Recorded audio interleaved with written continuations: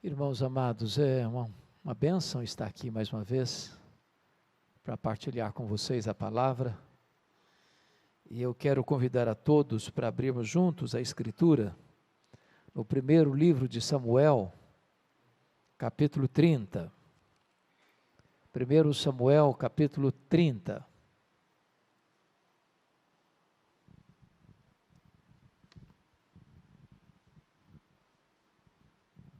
Está escrito o seguinte: Sucedeu, pois, que chegando Davi e os seus homens ao terceiro dia, a Ziclague, já os amalequitas tinham dado com ímpeto contra o sul Ziclague, e a esta ferido e queimado.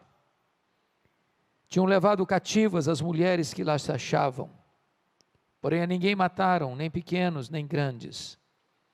Então somente os levaram consigo e foram o seu caminho. Davi e os seus homens vieram à cidade, e ei-la queimada. As suas mulheres, seus filhos e suas filhas eram levados cativos. E então Davi e o povo que se achava com ele, ergueram a voz e choraram, até não terem mais forças para chorar. Também as duas mulheres de Davi foram levadas cativas, Ainoã, jezreelita, e Abigail, a viúva de Nabal, carmelita.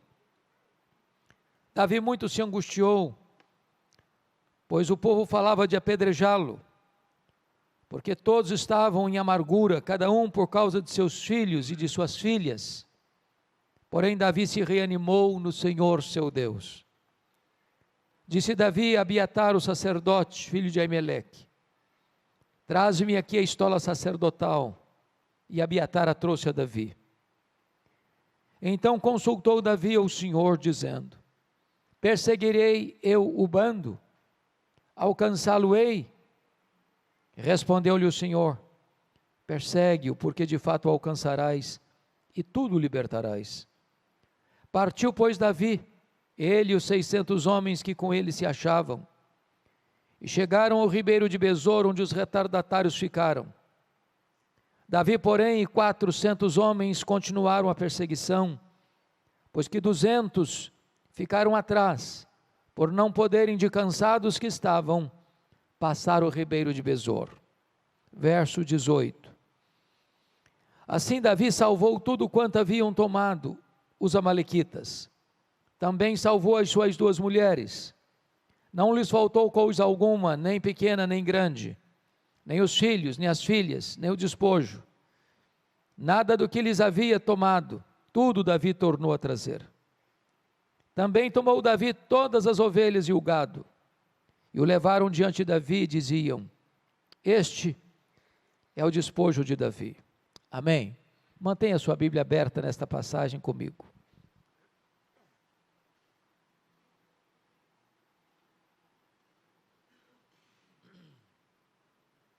Irmãos, esse texto relata uma grande crise familiar. Esse texto relata o fato do sogro querer matar o genro. O sogro é Saul, o rei. O genro é Davi, o futuro rei. Davi não tem mais para onde fugir do seu sogro. O rei está louco, tomado por um espírito maligno, e procura matar Davi de todas as formas, usando todos os meios, fazendo desse projeto talvez a sua principal plataforma de governo. Davi precisa se esconder do seu sogro nas cidades, nos campos, nos desertos, nas cavernas.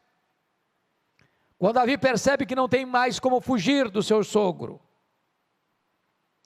ele busca asilo político entre os filisteus, históricos inimigos de Israel.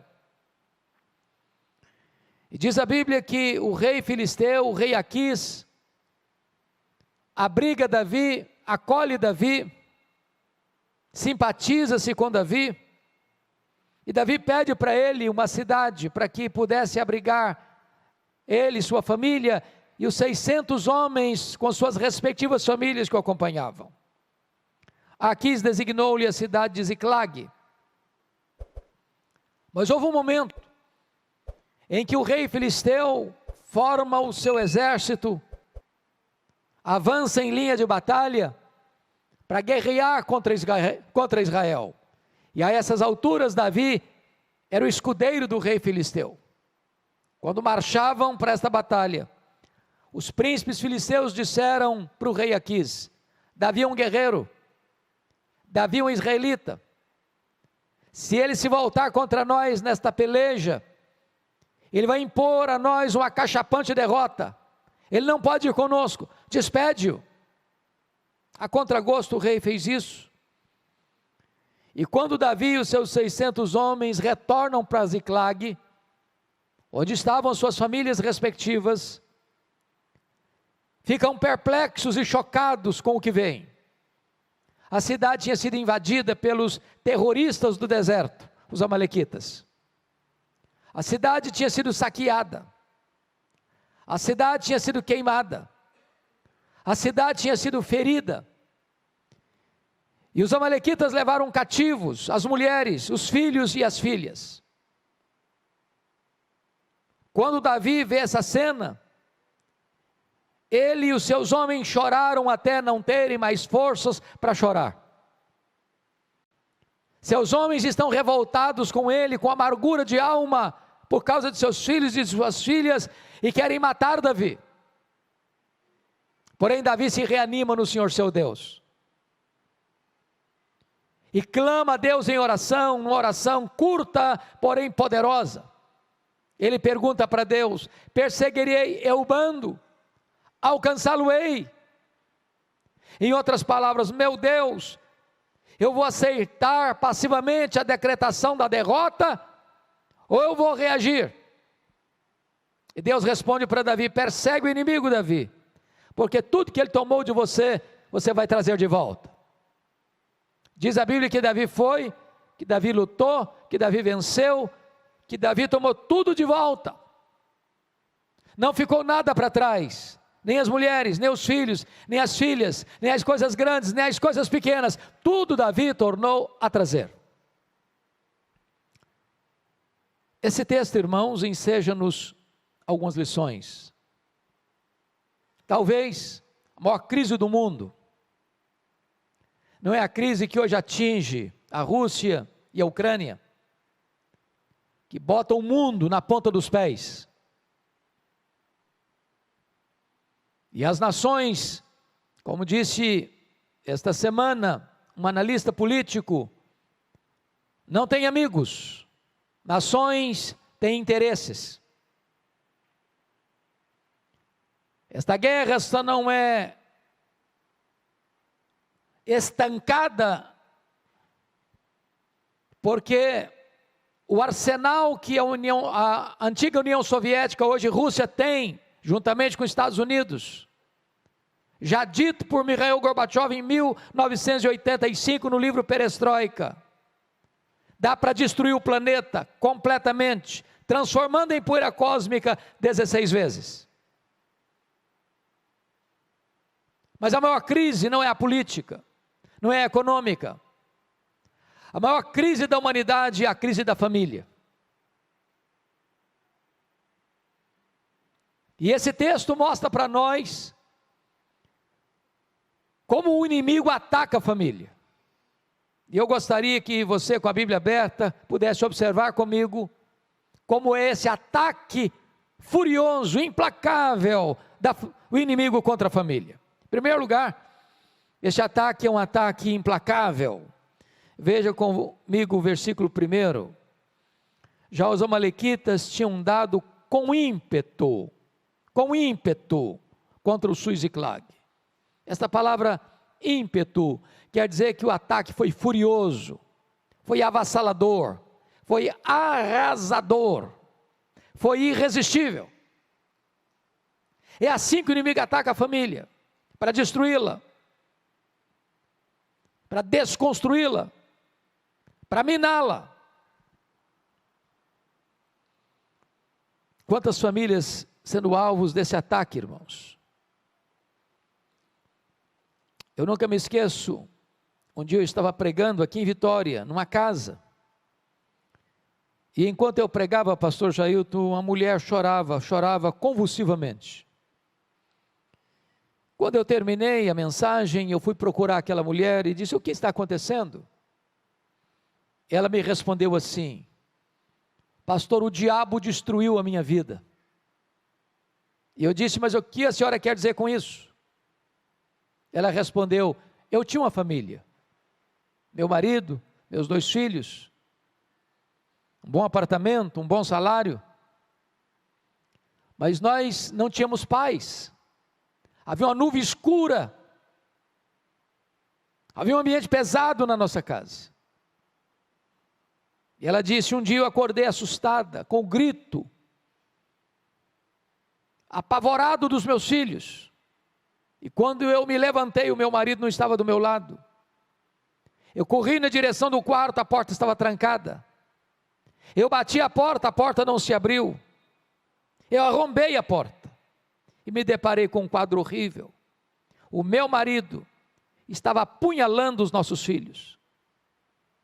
E quando eu entrei no quarto, ele enterrou o punhal sobre o próprio peito e caiu ensanguentado sobre os corpos sem vida dos meus filhos. Ela me disse: eu levei toda a minha família para o cemitério. O diabo destruiu a minha vida. Notinha de rodapé. O ano passado, há 2 anos, ao melhor juízo, 2 anos, nós estávamos aqui no centro da cidade, distribuindo o folheto cada dia, o livreto cada dia. E uma mulher olha para mim, me reconhece, e disse: eu posso lhe dar um abraço? Falei: pode, mas eu não sei quem é a senhora. Ela me disse: eu sou aquela mulher que há tantos anos estava naquele culto que o senhor pregou. Eu levei toda a minha família para o cemitério. Pastor, eu quero dizer para o senhor que Jesus me salvou, que Jesus transformou minha vida, que eu vivo com esperança hoje em Cristo Jesus. Eu fiquei tão feliz de receber o abraço daquela mulher. Há muitas pessoas, irmãos, vítimas desse ataque furioso do inimigo. Mas veja em segundo lugar, no versículo 1, quando está escrito que nesse ataque feriram e queimaram a cidade. Você queima estruturas, mas você fere pessoas. Há muitas pessoas feridas hoje, irmãos, feridas na alma, feridas na honra, feridas nas emoções, feridas psicológica e fisicamente, pessoas que sofreram abusos, pessoas que foram humilhadas, pessoas que vivem até hoje esse drama. Eu estava certa feita na cidade de Patrocínio, pregando num congresso de médicos e enfermeiros e enfermeiras cristãs, e me lembro que havia uma enfermeira muito sorridente, muito alegre, muito extrovertida, fazendo a recepção. Quando eu preguei a minha primeira palestra, aquela enfermeira se aproximou de mim e me fez uma pergunta muito curiosa. Ela me disse assim: o senhor está vendo esse sorriso bonito que eu tenho? Eu disse: é claro, é impossível não ver. Ela me respondeu: mas esse sorriso é uma mentira, pastor. Por trás desse sorriso eu carrego uma alma enferma, doente, ferida. Há muitas pessoas que estão sorrindo, mas lá no silêncio do travesseiro choram. Lá no recesso da alma estão doentes, cativas, feridas, machucadas emocionalmente. Um dia um irmão me procurou e disse: pastor Hernandes, o senhor não conhece a minha mãe? A minha mãe tem quase 80 anos, e a minha mãe é uma mulher triste. Desde que eu a conheço, eu sou o filho mais velho, ela é uma mulher triste. Já levamos para todo tipo de médico que o senhor possa imaginar. Já tomou todo tipo de remédio que o senhor possa pensar. Nada, ninguém curou até hoje a tristeza crônica da minha mãe. O senhor podia orar por ela. Eu disse, eu vou orar por ela. Quando eu cheguei naquela casa, aquela senhora estava sentada com semblante abatido, com um olhar distante. Eu fui conversando com ela. Daqui a pouco, pela graça de Deus, ela disse para sua família, eu quero ficar sozinha com o pastor. Quando eu fiquei sozinho com ela, ela me olhou nos olhos e me disse assim, pastor Hernandes, eu sofro há 60 anos. Disse, o que houve? Ela me disse, eu traí meu noivo. Ele nunca ficou sabendo. Fui casada há muitos anos, já sou viúva há tantos anos. Mas aquele pecado está tão vivo na minha memória como se eu tivesse cometido hoje de manhã. Eu não tenho paz. Eu vivo numa masmorra emocional. Eu sou atormentada todo dia pelo chicote da culpa. E eu confesso para vocês que eu chorei com aquela mulher. Por ver como o inimigo tinha mantido aquela mulher debaixo das suas garras. Tantos anos. E eu falei para ela de Jesus. E eu falei para ela da graça. E eu falei para ela da cruz. E eu falei para ela do perdão que há em Cristo Jesus. E eu falei para ela do sangue do Cordeiro que pode nos purificar de todo o pecado. E naquele dia aquela mulher se rendeu a Jesus. Sorriso brotou nos seus lábios. E eu tive o privilégio de acompanhá-la, de discipulá-la. Até o dia que, 10 anos depois, o Senhor Jesus a chamou para si. Mas estava machucada e ferida há tantos anos. Se vocês olharem comigo no verso 3, quando o inimigo vem para atacar, irmãos, o principal alvo é a família. Porque se você desconstrói a família, você atinge a igreja. Se você desestrutura a família, você arrebenta com a sociedade. Não há igreja forte com famílias fracas, não há sociedade forte com famílias doentes. Você percebe aí que os inimigos levaram cativos as mulheres, os filhos e as filhas, e eu pergunto a você, como é que um homem pode estar bem, sabendo que a sua mulher está prisioneira do inimigo? Como é que um pai e uma mãe podem estar bem, sabendo que seus filhos estão nas mãos do inimigo?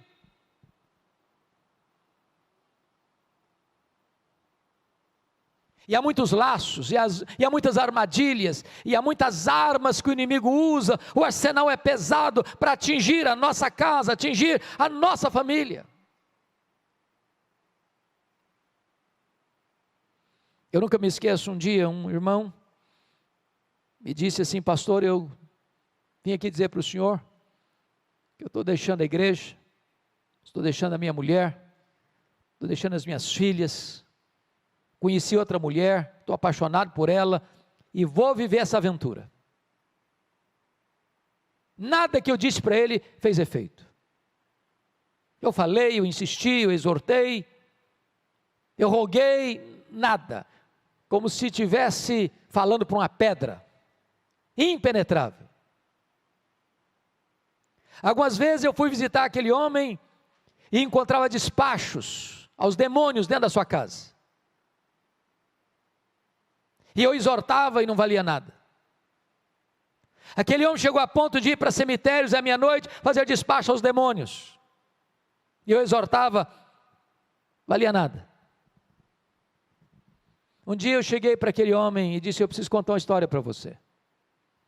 E eu contei a história que eu vivi na África do Sul, lá entre os Zulus. Os Zulus têm uma prática curiosa. Quando um rapaz começa a namorar com uma moça, o rapaz dá um lenço branco para ela. Enquanto o namoro durar, a moça fica com o lenço branco. Se o namoro terminar, ela precisa devolver o lenço branco para o rapaz. Se ela não devolver, é como se ela quisesse ou desse liberdade para aquele rapaz até abusar dela. Nós estávamos na missão, quando aconteceu um fato de um ex-namorado abusar de uma moça. a ex-namorada.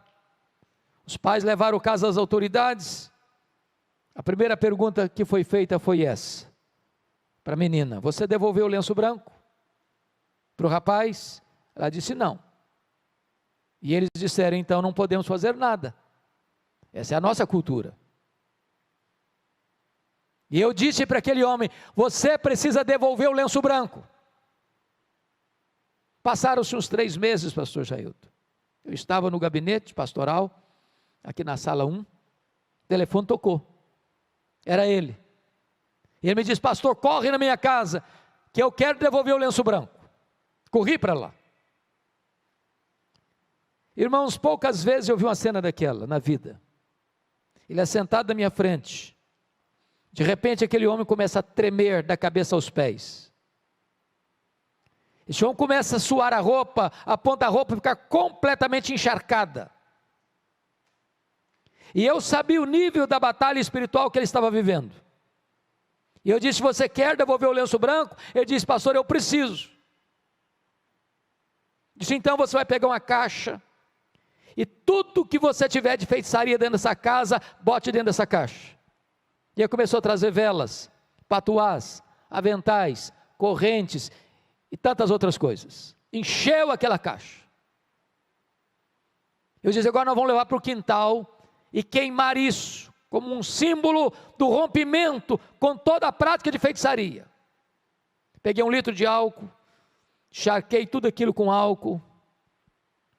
Ele pegou o palito de fósforo, riscou e não pegou fogo. Riscou o segundo palito de fósforo, não pegou fogo. Ele deu uma risada, uma gargalhada cavernosa e disse: não vai pegar fogo. E eu disse: vai pegar fogo em nome de Jesus, que agora quem vai riscar o palito de fósforo sou eu. Quando eu risquei o palito de fósforo, o fogo pulou naquela caixa, e ele deu um grito desesperador e caiu desacordado aos meus pés. Eu clamei pelo nome de Jesus.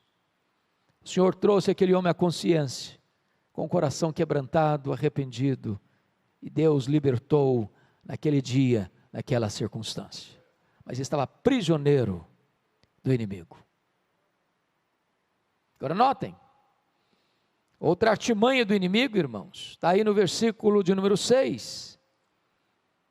Davi muito se angustiou, pois o povo falava de apedrejá-lo, porque todos estavam em amargura, cada um por causa de seus filhos e de suas filhas. Notem vocês, quando eles chegam, aqueles homens leais a Davi, aliados de Davi, soldados de Davi, se colocam contra Davi, para matá-lo. Tem hora que eu fico me colocando no lugar de Davi, com um pastor que tem uma igreja de 600 membros, não tem nenhum membro do lado do pastor, todos querem matá-lo. Eu acho que eu me desidrataria, eu acho que eu acabaria ali, liquefeito, uma situação dessa. Mas aqui está um retrato, irmãos, que acontece hoje. Surge um problema na família, marido acusa a esposa acusa o marido, os pais acusam os filhos acusam os pais, vira um pé de guerra dentro de casa, por não discernir as coisas espiritualmente. Eu quero dizer para você que o seu problema não é a sua mulher, não é o seu marido, não é o seu filho, não é a sua filha, não é seu pai, não é sua mãe, não é seu genro, não é sua nora, não é sua sogra, não é seu sogro, não é seu cunhado, não é sua cunhada, não são seus parentes. A nossa luta não é contra carne e sangue, mas contra principados e potestades, contra dominadores deste mundo tenebroso, contra forças espirituais do mal. Preste atenção na frase que eu vou lhe dizer agora. Quando você faz do aliado inimigo, você faz do inimigo aliado.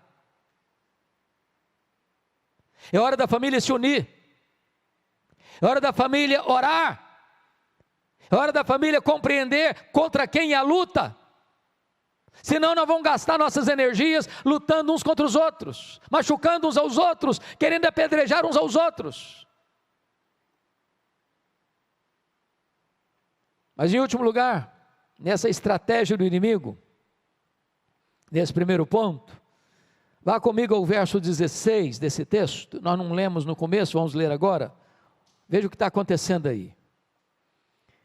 Eis que estavam espalhados sobre toda a região, comendo, bebendo e fazendo festa por todo aquele grande despojo que tomaram da terra dos filisteus e da terra de Judá.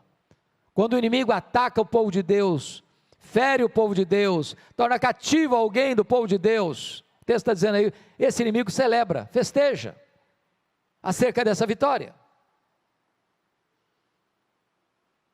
A pergunta, portanto, a fazer nesta noite é esta: onde a minha vida, onde a minha família está produzindo festa? No acampamento de Deus ou no arraial do inimigo? Me permita ilustrar isso. Acho que todos vocês conhecem a história de Sansão. Sansão era um milagre de Deus. Sua mãe era estéril. Seu nascimento foi anunciado por Deus. Sansão nasceu para ser um libertador. Sansão foi consagrado a Deus desde o ventre. Ele era um nazireu.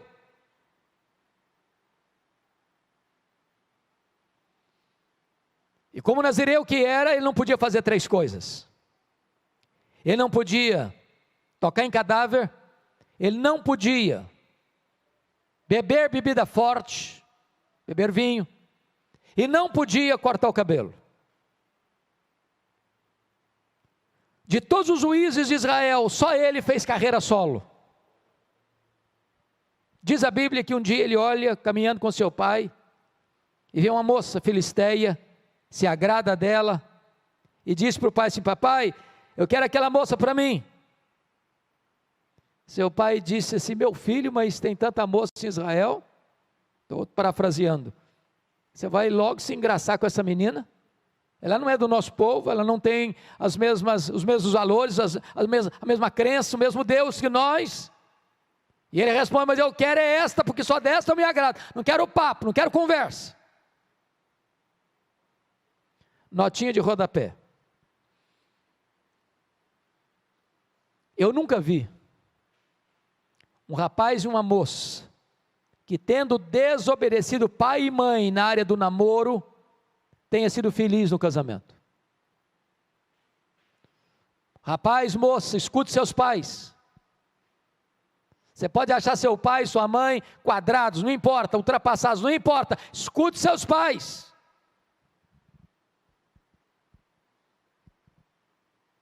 Pai e mãe, tenha coragem de interferir no namoro de seus filhos. Eles podem até não gostar, eles podem até chorar, mas choro não mata filho não, mas casamento ruim mata.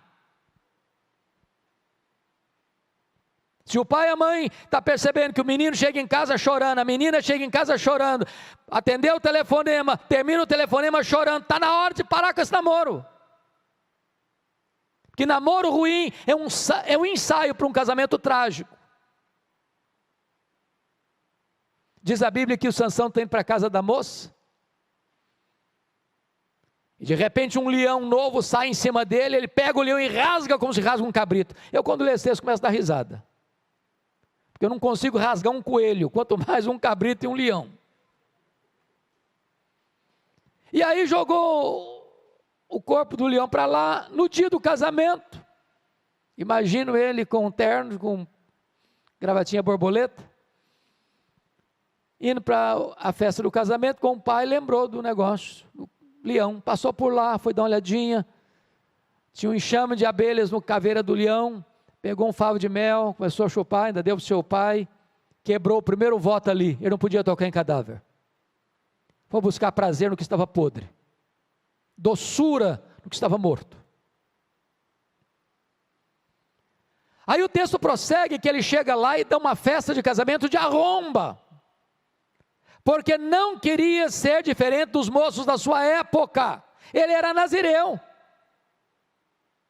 Na festa dele não podia ter bebida forte, mas ele não teve coragem, ele não teve peito para ser diferente. Notinha de rodapé de novo, irmãos. As nossas festas de casamento no meio evangélico, Brasil afora, via de regra, estão se transformando numa vergonha. Uma vergonha.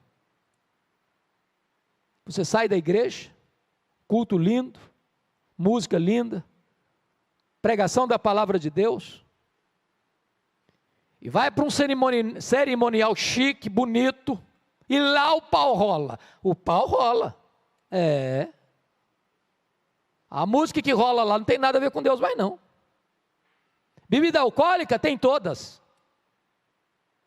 O povo de Deus cai na pista de dança e volta para casa com as pernas bambas, bêbado.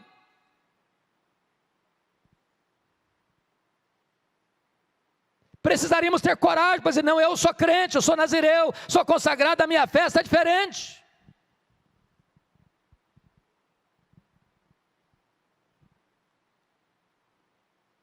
Mas Sansão não teve coragem não. E diz a Bíblia que aquele casamento devia ir para o livro dos Guinness, porque nem lua de mel teve. E a pessoa sai da festa para matar 30 filisteus, eu não acho graça nenhuma nisso.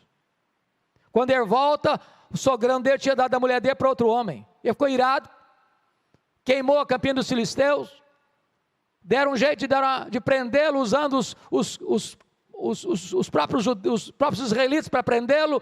Ele mata 1000 filisteus com a queixada de jumento, desce a Gaza, e diz a Bíblia que lá ele se deita com a prostituta, um homem de Deus, cheio do Espírito Santo, porque um abismo leva a outro abismo, e ele sai de Gaza com o portão da cidade nas costas, e com os pecados da cidade no coração, e vai deitar no colo de Dalila, já que tinha quebrado os 2 primeiros votos,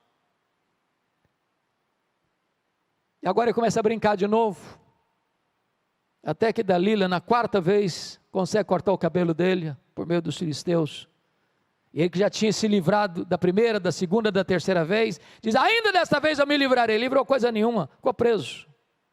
O pecado é assim, você se livra da primeira, da segunda, da terceira, na 4ª você fica. Sansão, luz, ficou nas trevas, ficou cego. Sansão, libertador, ficou preso. Sansão, homem que deveria trazer glória para o nome de Deus, foi levado para o templo de Dagon, e lá eles zombam de Deus, escarnecem dele, porque um servo de Deus brincou com o pecado, foi motivo de festa no arraial do inimigo, e não no acampamento de Deus. É claro que se eu terminasse aqui, você ficaria desesperado, e eu também. O que você faz, quando você constata que o inimigo está atingindo a sua casa, a sua família? Primeiro lugar, versículo 4, olha comigo. Então Davi e o povo que se achava com ele ergueram a voz e choraram, até não terem mais forças para chorar. Irmãos amados, essa é a necessidade da igreja hoje, da minha vida, da sua vida, da nossa casa. Hoje o povo de Deus está chorando com os melodramas de Netflix. Mas às vezes não choramos pelo estado espiritual da nossa vida, da nossa casa, da nossa família.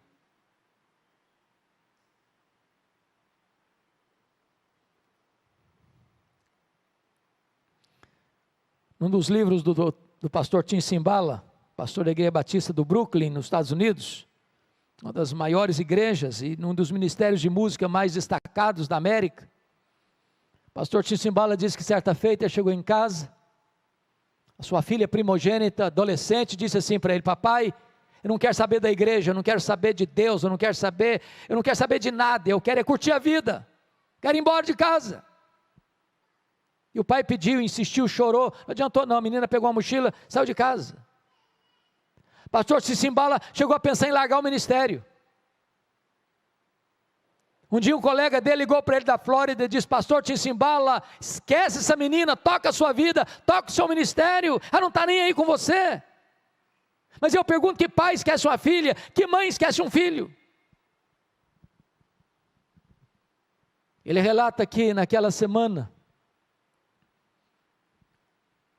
numa das vigílias de oração da igreja, levanta-se uma mulher e disse assim, pastor Cymbala, a nossa igreja nunca chorou pela sua filha. A nossa igreja nunca levantou um clamor em favor da sua filha.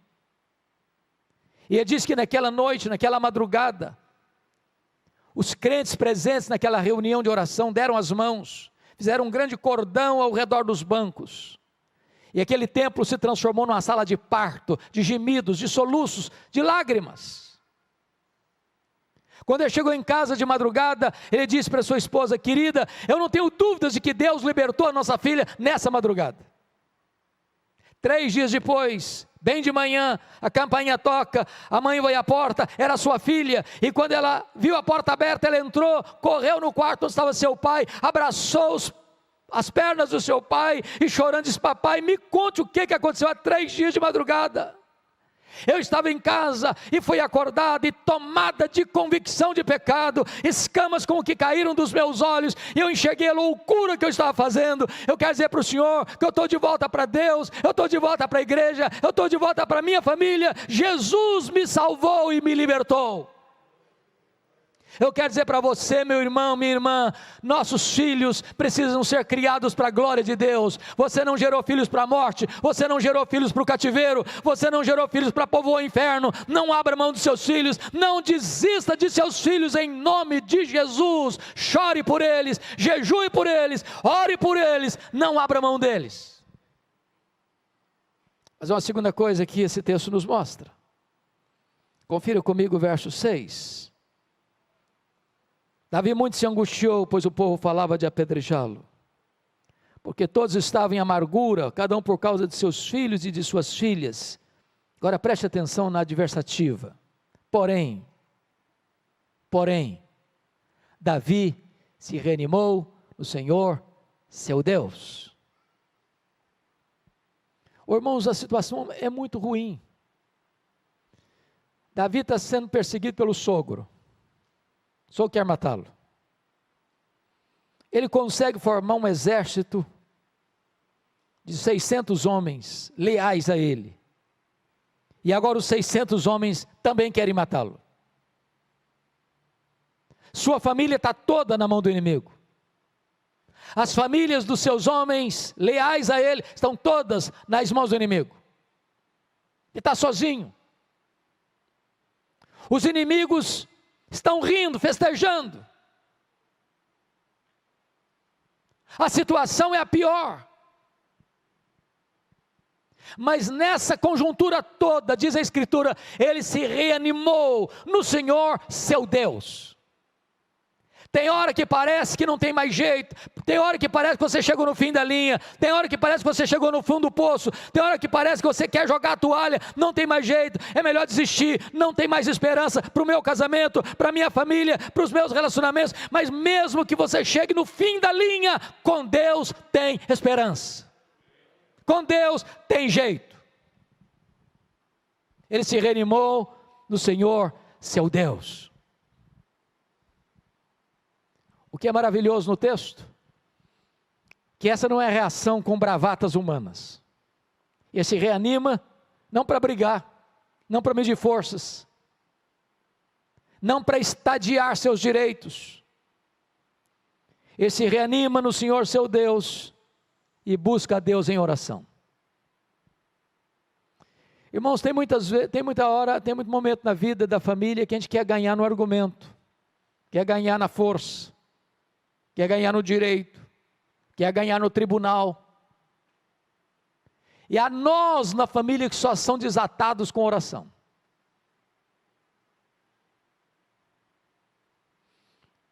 E pastor Jailton, me parece que essa é uma das orações mais curtas da Bíblia. Porque a oração de Davi consiste apenas em uma pergunta.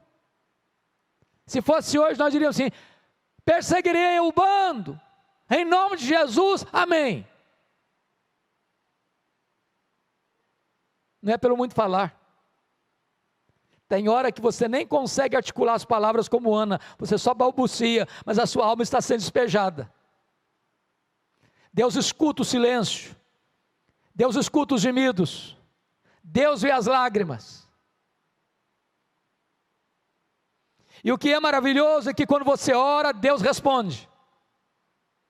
E Deus responde para Davi: persegue Davi, porque tudo que o inimigo tomou de você, você vai trazer de volta. O que Deus está dizendo para Davi é o seguinte: não aceite passivamente a decretação da derrota na sua família. Talvez até agora você está levando de goleada, mas Deus é poderoso para virar esse placar. Aquilo que talvez hoje está sendo o seu motivo de choro e dor, amanhã vai ser motivo da sua maior alegria. Agora preste atenção.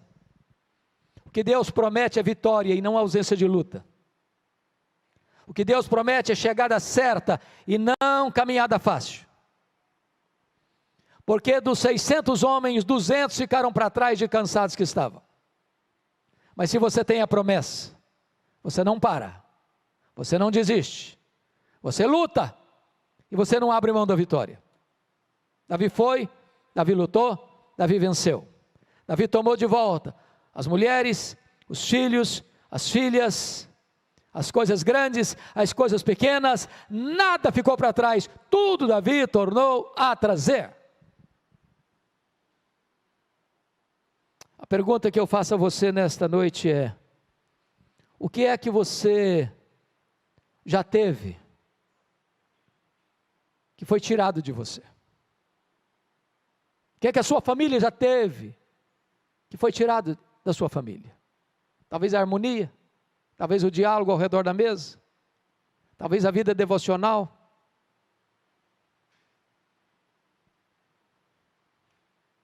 Talvez o carinho, o afeto conjugal, relacionamento gostoso, harmonioso com os filhos, com os pais.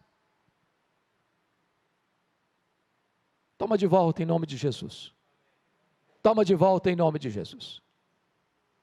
Eu quero concluir levando vocês ao livro de Êxodo. Para mim é o livro mais importante da Bíblia na área de batalha espiritual.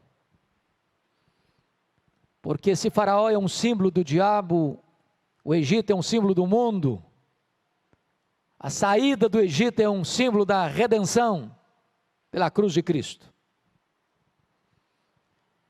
E quando Moisés liderava esta saída do Egito, da escravidão do Egito, Faraó tentou 4 alternativas para impedir o povo de sair. A primeira delas está no capítulo 8, verso 25. Faraó disse para Moisés assim: Moisés, adore a Deus aqui mesmo, sirva a Deus no Egito mesmo, não precisa sair do Egito para servir a Deus, levante altares aqui. É a ideia de que você pode ser crente sem mudar de vida. Moisés rejeitou decisivamente essa proposta. Disse: não, nós vamos embora.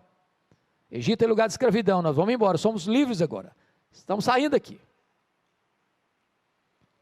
Aí o faraó partiu para a segunda proposta, está no capítulo 8, verso 28. Tá bom, então vocês vão embora, mas não vá muito longe não, fica aqui por perto. E ele até disse: ore por mim. Deixa eu lhe dizer uma coisa: o diabo nunca é tão perigoso como quando ele veste a capa da piedade. É a ideia de que você pode ficar no fio da navalha. É a ideia de que você pode dizer assim: eu sei até onde eu posso ir e a hora que eu devo parar. É a ideia de você desfrutar da igreja e do mundo ao mesmo tempo. Ter vida dupla. Moisés recusou frontalmente. Bons vizinhos, nós vamos embora. Aí o faraó partiu para a terceira proposta, capítulo 10, versos 10 e 11. Tá bom, vocês podem ir embora. Cabecinha branca, pode tudo ir embora. Vocês servem a Deus. Os jovens, as crianças ficam no Egito. Irmãos, essa proposta hoje está tão sutil, porque tem muita gente hoje, que pensa isso. A juventude passa, Jovem tem que curtir a vida. Se não curtir agora, vai curtir quando? Eu nunca me esqueço, me permita contar isso. Um dia eu fui convidado para pregar numa igreja, uma das maiores igrejas da nossa denominação, numa das belas cidades do Brasil. E era um trabalho da juventude. E eu, o pastor Jailton sabe da dificuldade que eu tenho de me dar tema. Se você me der um tema para pregar, eu fico completamente desconcertado. Eu não sei lidar com tema. Eu gosto de pegar um texto e expô-lo, mas me dá um tema, eu fico perdido. E naquele dia me deram um tema. E o tema era santidade. Aí cheguei, preguei. Terminei de pregar, um grupo de moços me pegou pelo braço, literalmente. Me arrastou para uma sala. E um dos rapazes, eu não sabia quem era direito, acho que era o líder deles, botou o dedo no meu nariz e disse: o senhor é um homem retrógrado, o senhor é um quadrado, o senhor está pensando o quê? Nós somos jovens universitários. Qual o problema de ir na boate? Qual o problema de ir na balada? Qual o problema de tomar o nosso choppzinho no sábado à tarde? Domingo nós estamos na igreja, nós somos conscientes, somos maduros. Eu quase apanhei. E eu fiquei desconcertado. Mas naquele momento eu disse para eles assim: olha, vocês me convidaram, eu não vim aqui porque eu quis. Vocês até me deram um assunto para tratar. Agora, antes de ir embora, eu preciso dizer para vocês então duas coisas. Primeiro, 1 Coríntios 10, 31. Portanto, quer comais, quer bebais, quer façais qualquer outra coisa, fazei tudo para a glória de Deus. Vocês querem ir para a boate? Pode ir. Quer ir para a balada? Pode ir. Quer encher a cara? Pode encher. Mas tem que ser para a glória de Deus. Se conseguirem fazer para a glória de Deus, vai em frente. Duvido que consigam. Segunda coisa, Colossenses 3,17, e tudo que fizerdes, seja em palavra, seja ação, fazer em nome do Senhor Jesus, dando por isso graça a Deus Pai. Então eu falei, quando vocês forem para a balada, você tem que dizer isso: estou aqui em nome de Jesus, oh meu Deus, para a glória do teu nome, estou enchendo a cara aqui. Se conseguirem, vão em frente, e até logo. Saiu mais rápido. Me deu uma amnésia, pastor. 10 anos depois, recebo um convite, esqueço. Era na mesma igreja. Quando eu chego, uma mulher me aborda, me fazendo a pior pergunta que você pode fazer para um pastor. Nunca faça essa pergunta para um pastor. Perguntou assim: o senhor se lembra de mim? Essa pergunta é horrível, porque normalmente a gente não lembra mesmo.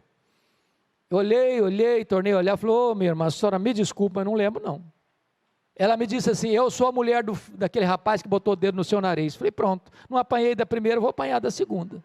Não apanhei do filho, vou apanhar da mãe. Eu disse: minha irmã, o que aconteceu com seu filho? Ela me disse: pastor Hernandes, naquele dia que o senhor confrontou meu filho, Deus mudou a história dele. Meu filho é um homem de Deus. Meu filho é um homem cheio do Espírito Santo. Meu filho compreendeu que a vida com Jesus vale a pena.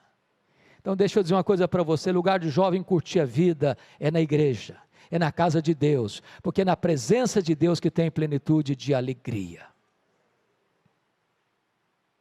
Mas eu fará partir para a quarta proposta. Está lá no capítulo 10, versos 24 e 25. Tá bom, vocês podem ir embora. Vai todo mundo embora.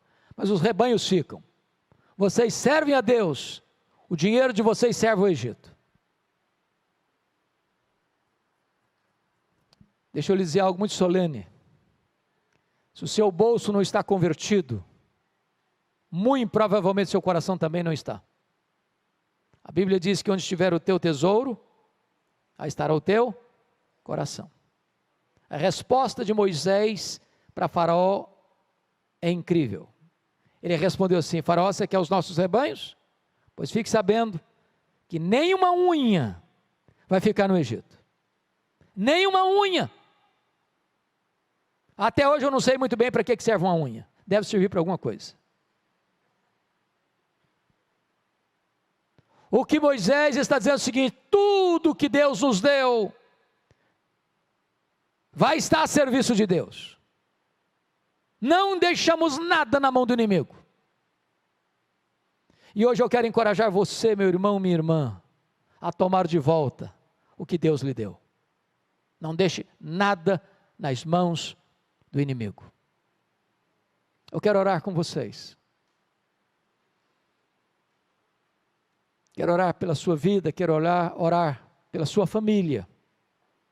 Quero orar pelos seus filhos, pelos meus filhos, pelos nossos filhos. Vivemos dias difíceis, de muitas lutas. E se você hoje anseia ardentemente ver Deus fazendo coisas extraordinárias na sua vida, na sua casa, na vida de seus filhos, eu gostaria que, se você particularmente, especificamente, tem uma causa para colocar diante de Deus, nesse sentido, que você ficasse em pé agora, onde você está, eu quero orar por você em nome de Jesus.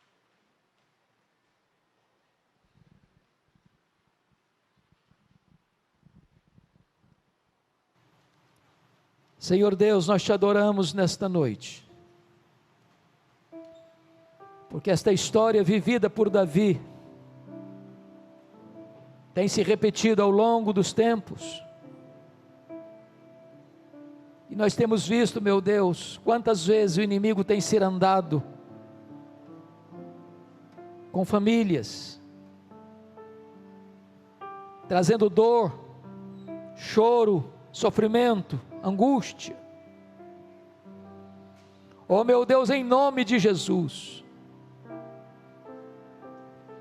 que Tu nos livres das ciladas do diabo, das armadilhas, dos laços do passarinheiro, que Tu despertes a nossa geração, Senhor, que Tu despertes os casais da igreja, as famílias da igreja, para que vigiemos,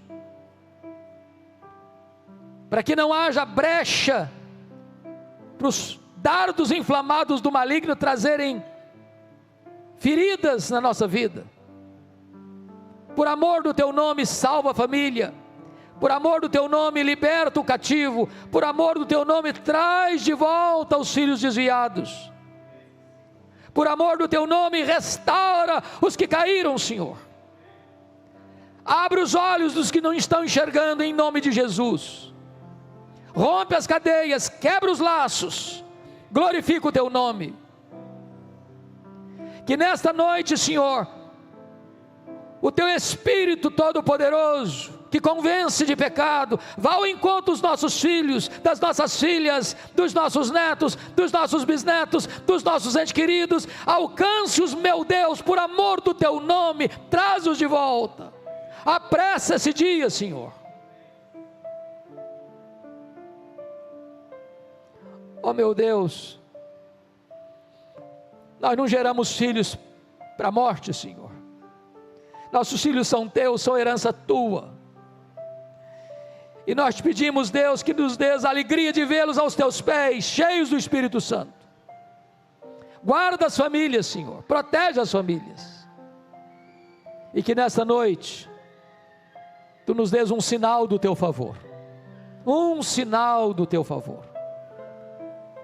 Para que possamos ir e lutar e vencer e trazer de volta tudo aquilo que Tu nos deste. No poderoso nome de Jesus. Aleluia.